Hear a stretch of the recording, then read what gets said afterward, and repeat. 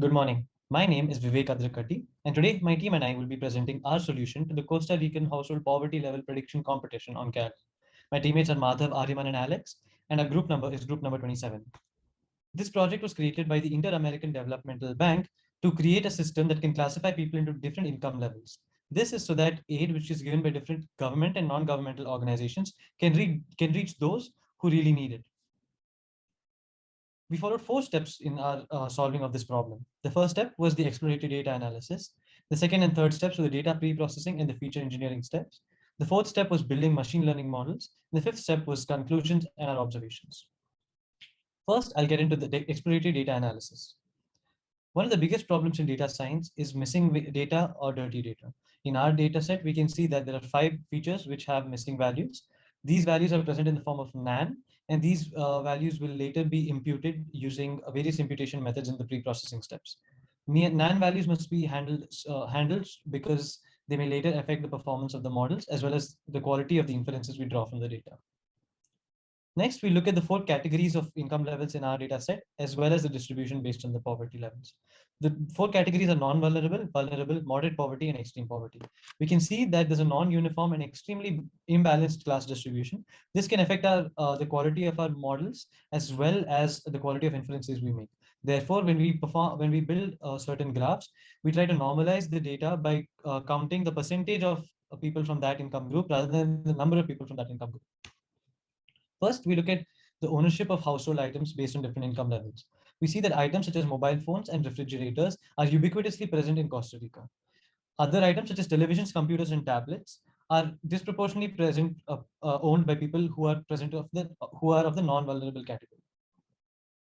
Next, we observe box plots for various features based on income levels. We see that there's a clear distinction in the number of rooms, number of bedrooms, mobile phones owned, and tablets owned, with those of non-vulnerable income groups having box plots with higher medians as well as higher 75th percentile and higher outliers for all of these metrics. This shows that the richer a person is, the more likely they are to have more number of rooms, more number of bedrooms, number of tablets, and mobile phones in their household.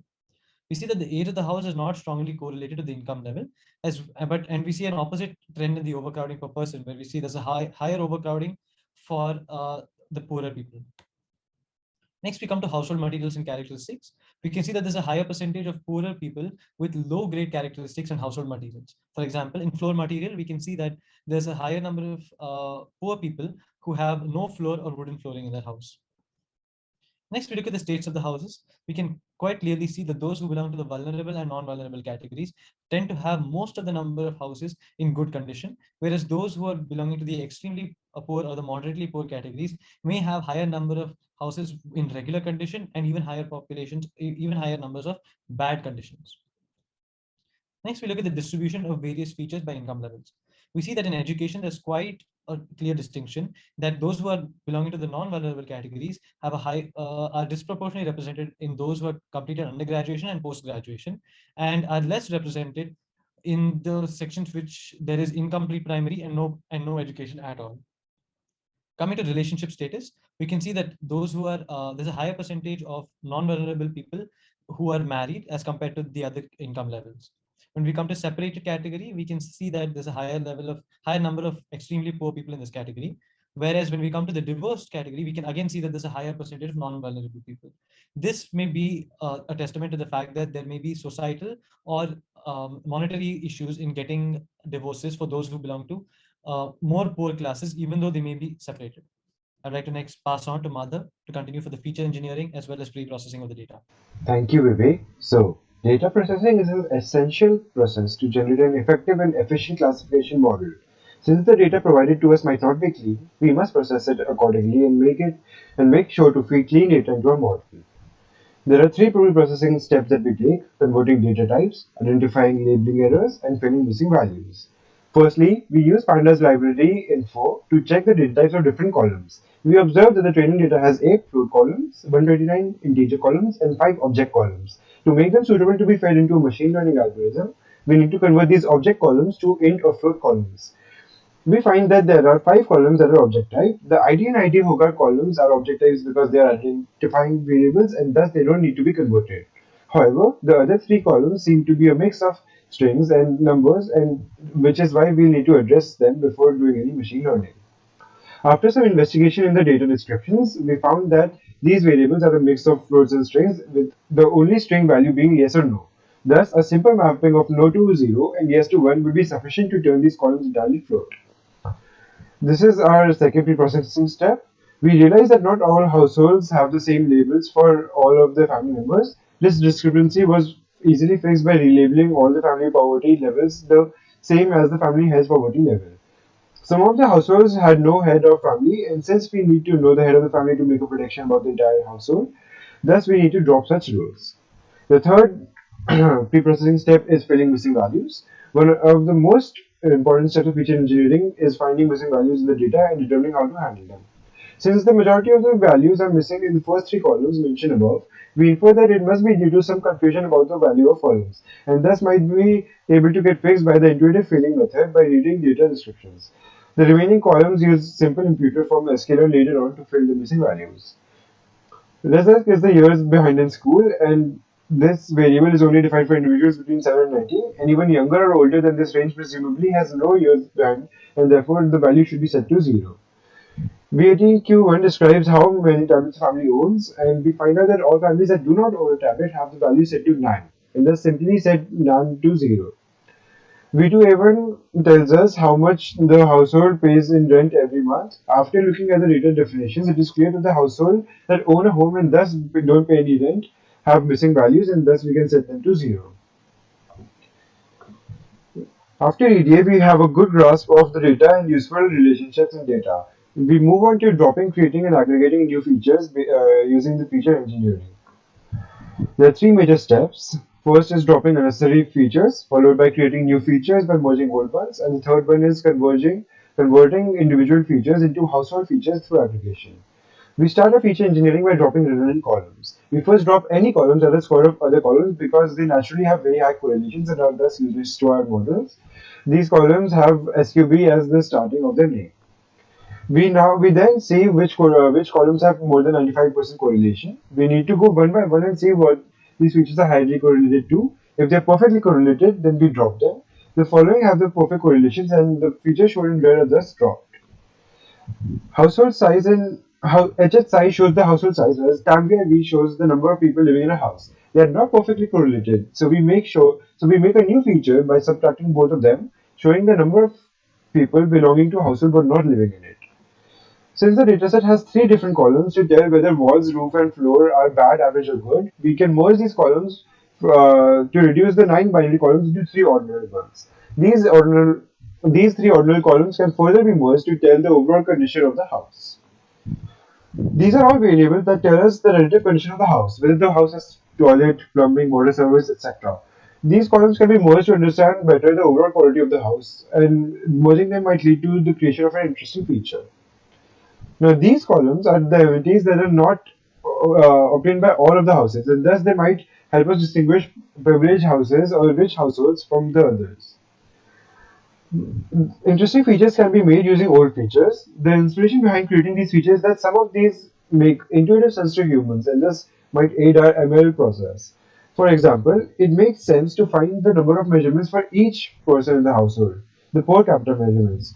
It might also make sense to find out at what age did the person complete what level of schooling, or the total number of technological devices each individual owns. Aggregating individual features into household features is the most important step in feature engineering. This will be done through 6 aggregations, namely min, which is minimum, maximum, sum, count, standard deviation, and range. After the aggregations, we obtain 6 times the number of attributes as before. However, a lot of them are useless since they portray the same information and thus have a high correlation. We drop all aggregations that have correlation greater than 0.95. This removes 111 features, telling us that there were many high correlated columns.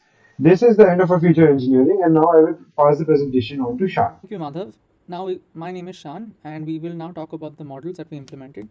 The first model was the multi-layer perceptron, which is a simple type of neural network. It's got an input layer, output layer, and multiple hidden layers in the middle to add extra abstraction. The output of a given neuron is you take an input vector x, multiply it by training weights w, and add a bias term, and apply an activation function to add non-linearity to the model. So the motivation was that this is an easy model to implement. It's a good baseline model to test and works well with tablet data. So we used a model with activation function ReLU and the ADAM optimizer. The result we got was 0.36389 F1 score, which is not a very good score. Hence we tried other baseline model, which is the decision tree. So this is based on how human beings make decisions, which is they make one decision, then they make the next decision, and so on and so forth. A tree-like structure is made. So at each node, we make a decision to split based on a given value of a given feature. And how do we choose which feature to split on? We use a recursive splitting technique to, and we test out which feature will give us, say, either the maximum information gain or we base it on the Gini impurity. The Gini impurity is a measurement of the likelihood of an incorrect classification of a new instance of a random variable. So we keep on making these decisions at each node, and we split till we reach a leaf node, and leaf node is the final decision, which is which label to give a particular input. Motivation for using this model is it's a common baseline model. It can handle internal feature selection and can handle both numerical and categorical data. So the experiment we carried out was we tried one model with criteria Gini, max features as square root, max depth as none, and we did k-fold cross validation. So we took one model and trained multiple models on different folds of the training data, and then we took the mean predictions from each of these models to give the final prediction. The result was 0.34906, which is not a good score. Hence we tried a more complex model, which is the random forest. So this is an ensemble of decision trees where each tree is different from the next because each tree uses a different set of features, which is what we call bootstrapping features, and the final voting is done. So this model essentially works on the fact that a decision tree can overfit data. So we've got multiple trees to mitigate each other's mistakes and hence can find the global optimum. So again, we took one model with 100 trees, criteria as Gini, max feature square root, and max depth as none, and we performed k-fold cross validation. So we trained one model on multiple folds, and then we took the mean prediction from each of the models, and we got score of 0.37976 F1 score, which is a major improvement on both MLP and the decision tree. Thank you, Sean. I'm Alex, and I will now talk about the XGBoost model. XGBoost is a decision tree based on Super model using a gradient boosting framework. This framework enables decision trees to be formed iteratively while learning from the errors of previous trees using gradient descent. These trees do not split to their full extent and in general are smaller to their counterparts in random forests. The reason we chose XGBoost is because it is known to perform well and fast. This is because it is cache aware and starts tree pruning after the tree grows to the maximum depth. For the experiment, we varied the hyperparameters max depth and n estimators and selected the model that performed best on stratified k-fold cross-validation. Predictions were made by training multiple models on different k-folds using optimal hyperparameters and taking the mean of their predictions. After submitting the results to Kaggle, we have achieved a score of 0.37, which is still not a good score. A possible reason is because XGBoost is overfitting on the data owing to the fact that very little data is available. As such, it performs poorly on the test data. We will now move on to the other tree-based algorithm. Now, we will look at the LightGBM. LightGBM is a model which emphasizes on speed, memory, and accuracy. In contrast to XGBoost, LightGBM splits the nodes leaf-wise, while XGBoost splits the nodes level-wise. So when growing on the same leaf in LightGBM, the leaf-wise algorithm can reduce more loss than the level-wise algorithm, and hence results in much better accuracy. The main motivation for using LGBM is its speed and accuracy. It uses a histogram split finding algorithm, which hastens the training procedure. Additionally, LightGBM is known to perform well for small and tabular datasets across different Kaggle competitions. For the experiment, we performed the Bayesian optimization to tune its hyperparameters. We then execute the stratified 7-fold cross-validation until the mean of the results as our predictions. So far, LightGBM has given us the highest score of 0.44. As the dataset size of this problem is really small, the GBM helped out a lot in improving the accuracy of the models. In addition, with the histogram split finding method, the training time has been reduced significantly. This further adds on to the benefits of using LGBM. Now, I will proceed with the conclusion and final observations throughout the project.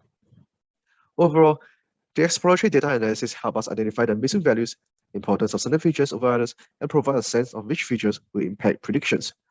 In addition, overfitting on the training data reduces performance of the models. This is because the model does not have a generalized understanding of the data distribution. In our experiments, we could see that XGBoost model did not give a significant improvement over the random classifier, despite being a more complex model. Finally, feature engineering proved to be imperative. While the selection of the model is an important aspect of performance, the removal of correlated data was crucial as it hinders the performance of the models. Thank you.